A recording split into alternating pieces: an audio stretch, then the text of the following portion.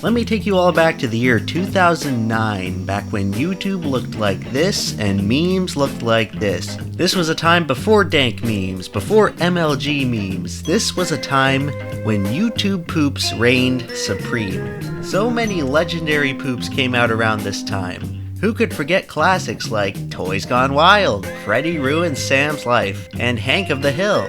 YouTube poop was at the peak of its cultural relevance, and it would go on to inspire the editing styles of some of the biggest YouTubers of today.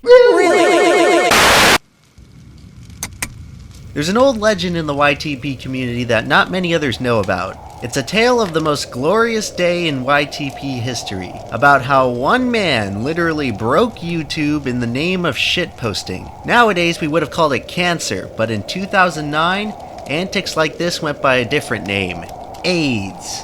This is the story of MeiAIDS.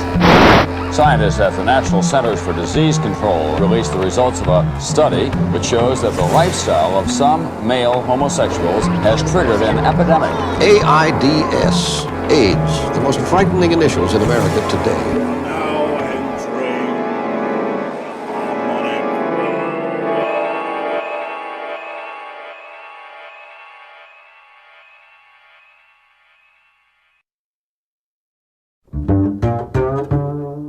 Not much is known about the YouTube pooper MeiAIDS. I never knew the guy, I missed him by a couple of years. I only heard about him from the stories from way back in the day.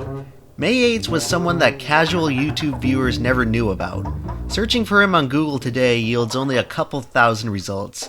There just isn't that much information out there about Mei. But using what little I could find, I was able to piece together this much about him.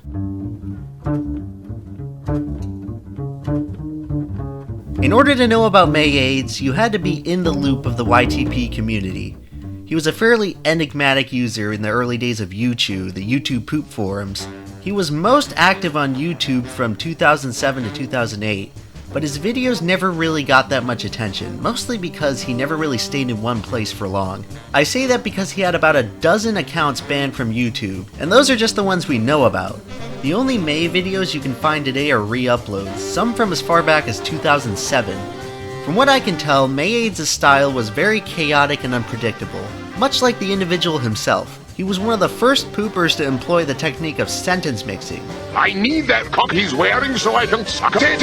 How come Robotnik's Badniks wanted to catch you more than they wanted to catch herpes? He also made a lot of sex jokes, which would explain his reportedly degenerate taste for anime, furries, and anime furry porn. The name Mei can actually be traced back to Mei the Goat from the film Arashi no Yoru ni, which is an anime about furries that he used as a source in his early YTPs. And despite making pretty decent and well-respected YouTube poops for the time, MeiAIDS was not simply satisfied with resting on his laurels. MeiAIDS never got attention for his videos. No, quite the opposite actually. Mei never went into making YouTube videos for the fame. He was in it for the flames. Mei quickly established himself as the most notorious troll in YTP history. There was this one time when Mei fabricated an entire account and persona called Toby Said It just to troll the YTP community. You see, back in 2009, there would be all these anti-YTP people who would pop up and make terrible rant videos on their 240p webcams, and YouTube poopers would always troll them in response. So MeiAIDS basically took this concept and decided to troll the trolls. He intentionally made a bunch of stupid, controversial rants, got attention, baited a bunch of angry comments, and in the end, he revealed that he was actually MeiAIDS the whole time. Well, I'm MeiAIDS, the MeiAIDS. And then he closed the account. That's just the kind of guy Mei was. He was sort of this renegade meta troll. He didn't care about loyalty or community or taking sides. He just kinda did whatever he felt like to see if he could. And wherever Mei went, he seemed to leave a trail of chaos and confusion. His accounts on YouTube and YouTube got banned so frequently that it was really tough to pin down exactly who Mei was at any given time. Couple that with a boatload of impersonators and alt accounts, and you have the veil for one of the most mysterious figures in the YTP community. He was kind of ethereal in that way. He was both everywhere and nowhere at the same time. Mei's antics pretty much only remained within the realm of YTP. an obscure hidden micro-community in a vast sea of content. But what if I told you that one day, for one glorious moment, MeiAIDS reached a level of trolling that shouldn't have been possible? While everybody was relaxing at home and enjoying their winter vacations, something very strange was happening on YouTube. YouTube got hacked, like 2 days ago. No, on Christmas. Merry Christmas. A few of our videos, the thumbnails are being changed to a photo of a guy, I think his name is Domino Suzuki.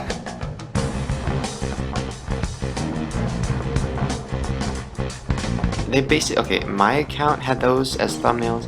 Fred's account had those as thumbnails.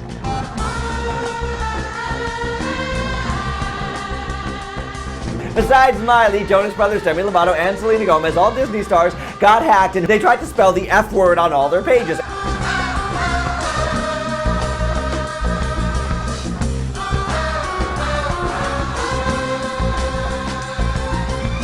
So what in the world was going on here? Well, the truth is that YouTube got hacked, and MeiAIDS was responsible. But how do we know that? YouTube was the 4th biggest site on the web at the time, and a pretty big target. YouTube could have been hacked by anyone.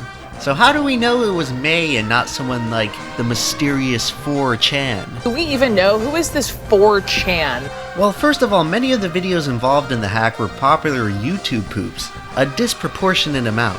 Additionally, one of the hacked thumbnails was changed to an image of Conrad Slater, the founder of the YouTube forums.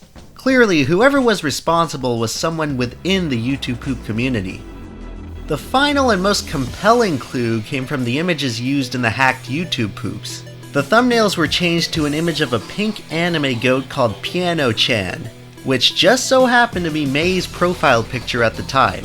Some people still dispute whether or not Mei actually executed the hack himself. Some have suggested that the hack was actually carried out by a guy called ADHD Yoshi, Mei's partner in crime.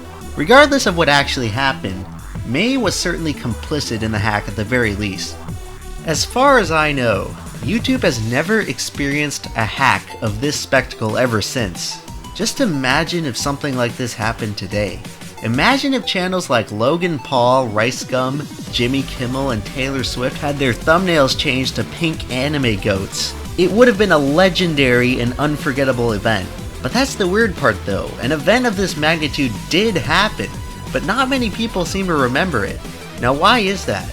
Well, I think the lack of hype around this event truly demonstrates how drastically YouTube has changed since 2009. When Mei hacked the thumbnails, YouTube did not have the tremendous cultural impact that it possesses today. YouTube just wasn't that big because the internet wasn't that big. And at the time, it was still a new frontier from which nobody really knew what to expect. YouTube was much less strictly regulated back then, and weird stuff just kinda happened all the time. I guess one little thumbnail hack didn't seem too out of the ordinary back when YouTube didn't really have an established norm. Nowadays, YouTube is a huge, dominant platform that every person, brand, and celebrity uses to try and snag their own little piece of fame. YouTube has never had a more important role in society than it does now. Back in 2009, people didn't really take YouTubers seriously. YouTubers were still viewed as amateur webcam geeks, and nobody thought they were particularly important individuals. Today, a YouTuber like Logan Paul can make one mistake and receive global mainstream news attention. In 2009, big YouTubers weren't hated nearly to the extent that they were today.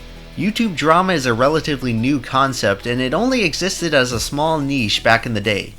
I feel like the rising competitive culture of modern YouTube has bred the drama, which has elevated YouTubers to a much higher level of relevance, and modern YouTubers now face so much more scrutiny than their predecessors. YouTube is no longer a Wild West type free-for-all. It has become a legitimate, strictly regulated business, and brand reputation has never been more of a salient issue.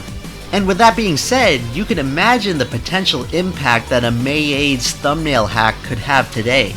Perhaps Mei would have been more nefarious in his thumbnail imagery.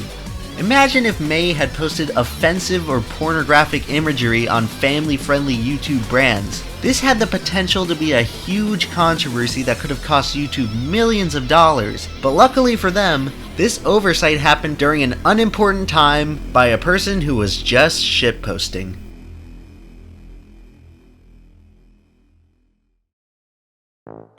Personally, I can vaguely recall the pink anime goat in the thumbnails of a bunch of YouTube poops, but I never really thought anything of it at the time. I figured it was just a weird YTP meme, and only later did I learn the true convoluted story behind it all. There used to be a video of MeiAIDS allegedly performing the hack, but it has since been lost. While making this video, I tried to use the Internet Wayback Machine to find screenshots of the event taking place, but oddly enough I couldn't find any archive of YouTube or the hacked channels during the dates on which the hack took place. There just isn't that much documentation of this event out there on the web. It almost feels like a dream in a way, like something that was all made up, just a tall tale. But the Christmas thumbnail hack of 2009 really did happen, and there are still a few surviving videos out there on YouTube right now with a hacked pink anime goat thumbnail. You just have to know where to look. I think what puzzles me most about this incident is that Mei just sort of got away with it. I mean, he did get his account suspended, but for Mei that was a weekly occurrence. So what's the big deal? After hacking the thumbnails of some of the biggest channels on YouTube, MeiAIDS just went back to his typical YouTube poop related shenanigans. He stuck around for a few more years, and then around 2012, he vanished. Nobody really knows what happened to him. Maybe he left YouTube for good. Maybe the FBI finally got him for all that underage goat porn. But most likely, Mei probably just did what he did best. He opened an obscure alt account that no one knew about and left everything behind. Perhaps he continues to lurk among us to this day, an anonymous observer, forever a mystery, abandoning his only legacy to fade away and, in time, be forgotten. There is one last thing MeiAIDS did under his name. Some YouTuber wanted to make sure MeiAIDS was not forgotten, so they tried compiling all of this Mei footage scattered across YouTube onto one account known simply as the MeiAIDS Memorial. Then the real Mei came back and submitted 3 fake copyright claims and terminated the account. But what can I say? That's just the kind of guy Mei was.